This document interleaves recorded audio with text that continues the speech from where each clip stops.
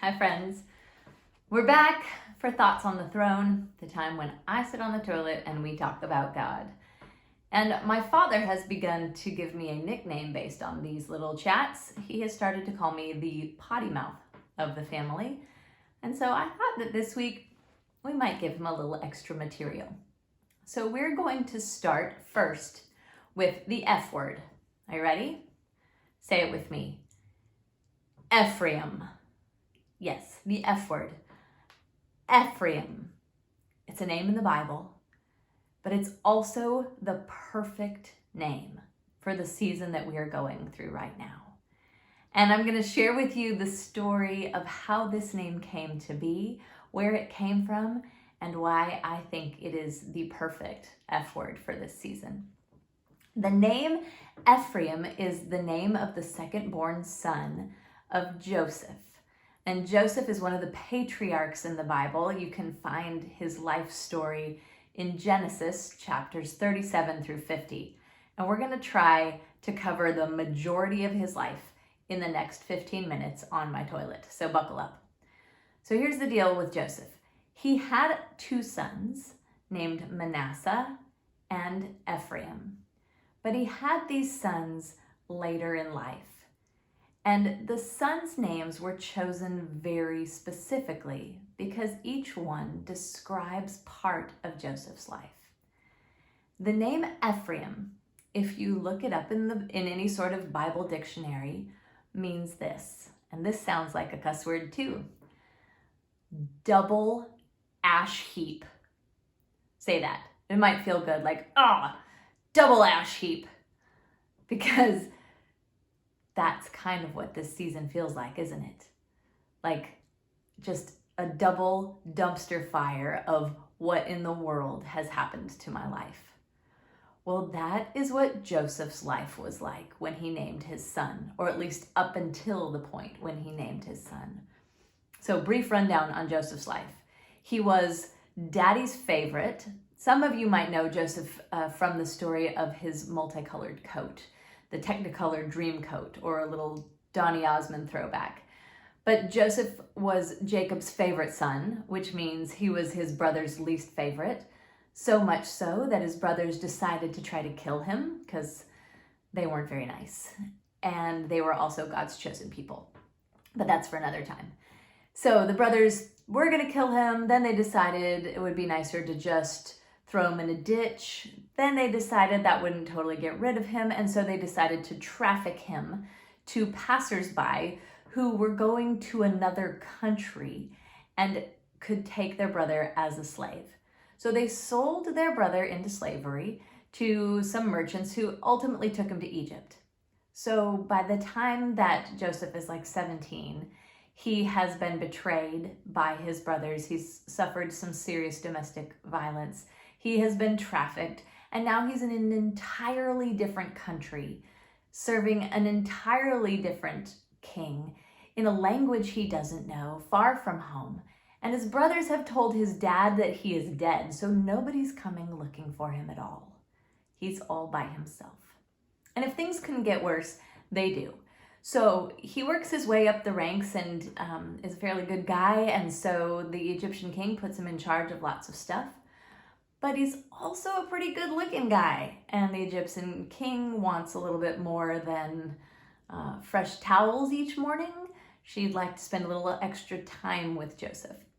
Well, he doesn't want to do this because he thinks that's wrong, morally wrong, and says no thank you again and again and again. And finally, she just decides she wants to get rid of him and accuses him of rape, for which he is thrown in prison unjustly and left there to rot. So the guy has been abused, trafficked, sold, falsely accused of rape, and now imprisoned unjustly. And in prison, he is forgotten. It's kind of a white-collar prison that he's put into, and so he gets to rub elbows with other royal, next-in-commands, some people who are closer to the king. And yet, when they're released from prison, they don't put in a good word for Joseph, and he stays there forgotten and alone.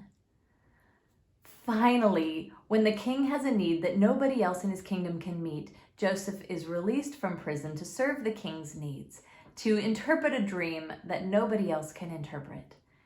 And Joseph is finally restored to a place of authority. It's about this time when Joseph has Ephraim.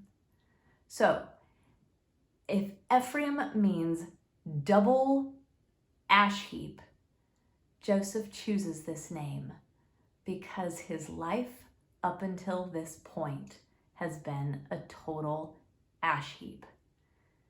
Now, I don't know about you, but when I think of an ash heap, I think of just a pile of burned garbage, a pile of nothingness. There's nothing useful about a pile of ashes. And there might be things in your life after having been quarantined for the last 2 months that feel like ash heaps. Things that have been completely burnt up, destroyed, things you've had to completely let go of. Expectations, a number in your bank account, job security, hopes and plans, maybe even something as small as plans for a summer vacation, the desire to spend time with certain people. Maybe you have bigger ash heaps, like you've lost a loved one, or you're longing to be with people and you're alone and you feel betrayed and forgotten. We all have ash heaps, whether in this season or not. There are places in our lives that feel like they are gone, wasted, nothingness. But here's the thing. Something extraordinary happened in the midst of Joseph's ash heaps. And it wasn't something that he bragged about. It was something that somebody else noticed. In Genesis 39, we read this. The Lord was with Joseph, and he became a successful man, and he was in the house of his Egyptian master, and his master saw that the Lord was with him, and the Lord caused all that he did to succeed in his hands.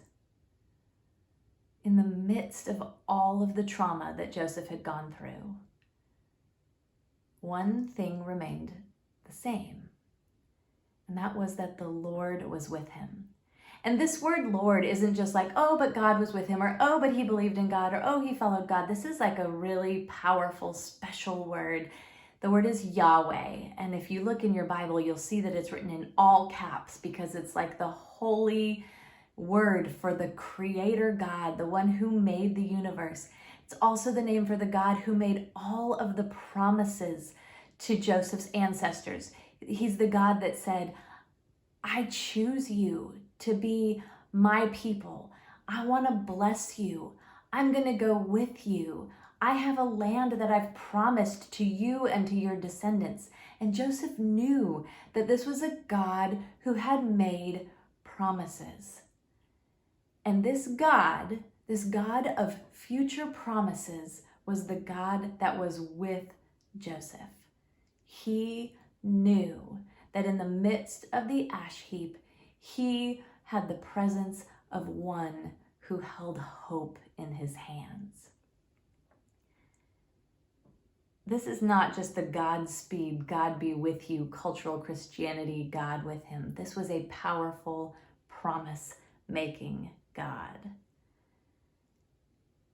But it doesn't seem like it up until this point, does it?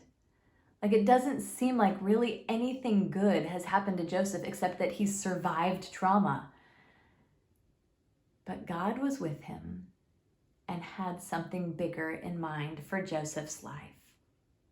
Because the places of the ash heaps actually prepared Joseph for abundance. And here's the cool thing about what he named his son. So I said that Ephraim meant double ash heap, which it does. But if you look up any definition, you're going to see it written this way: double ash heap double fruitfulness.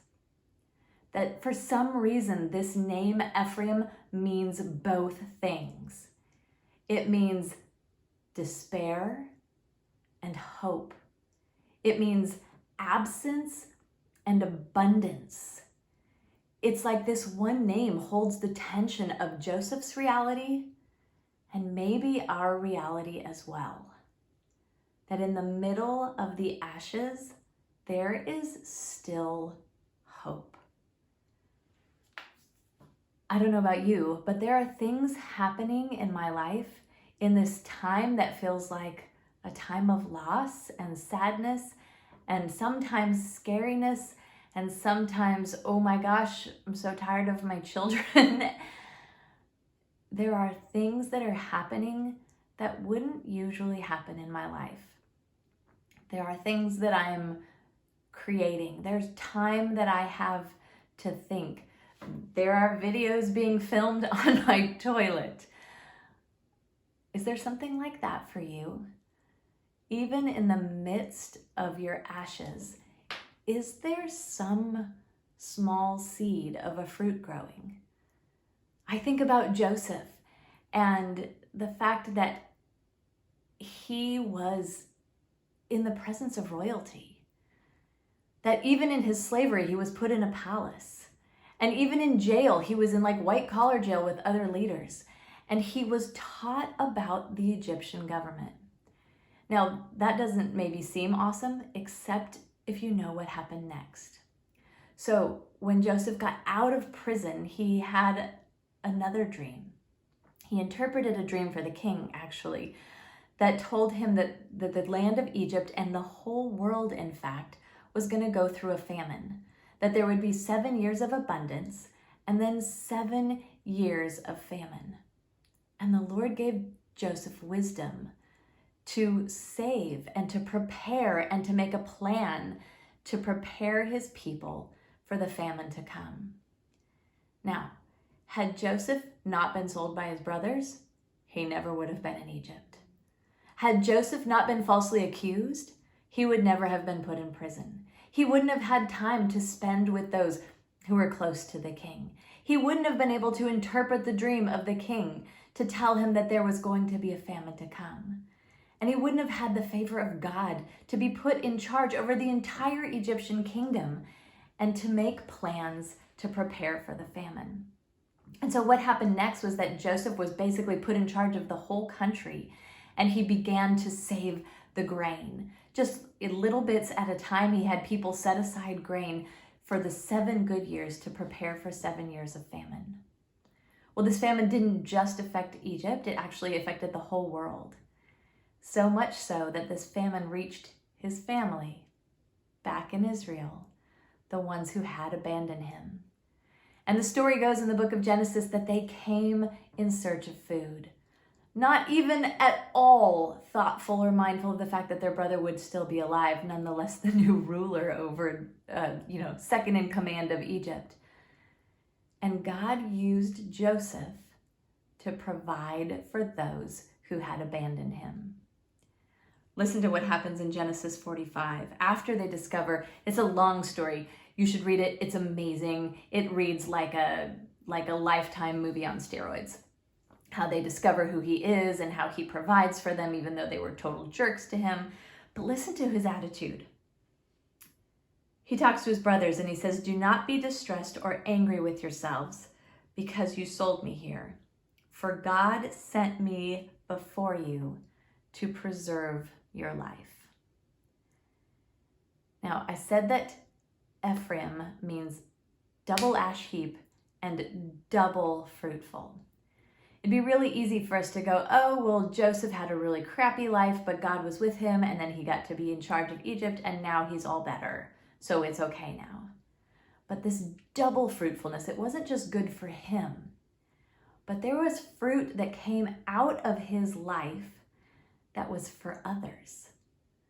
That his salvation, his being saved from the pit, saved from slavery, saved from prison, not only blessed him, but enabled him to bless his brothers. And not just his brothers, But listen to what he says to them. He says, God sent me before you to preserve for you a remnant on earth and to keep alive for you many survivors. So it was not you who sent me here, but God. And then Joseph said to them again, and this is in the very end in Genesis 50. He says, as for you, you meant evil for me, but God meant it for good, to bring it about that many people should be kept alive as they are today. That the trauma in Joseph's life not only was transformed into good for him, but it overflowed into good for others. And those brothers of his, well, they became the 12 tribes of Israel. They became the vehicle through which God fulfilled all of his promises. And remember at the beginning how I said that God made promises to be with his people and to give them a land and to be their God and they would be his people. One of the other promises that God made was that he would bless his people so that they would be a blessing to all the nations. That in the midst of the ash heap, fruit grows. But that fruit isn't just for us. That fruit should overflow. And so I want you to take some time this week. First, stop and think about your ash heaps. It's okay. It's okay to cry double ash heap in the midst of your trauma. It's okay to talk about the things that you've lost. But surrender those to the God of promises who is with you. And then ask him, God, what fruit do you have for me in this season? And God, what fruit do you have for others beyond me after this season? I'm excited to name this time Ephraim.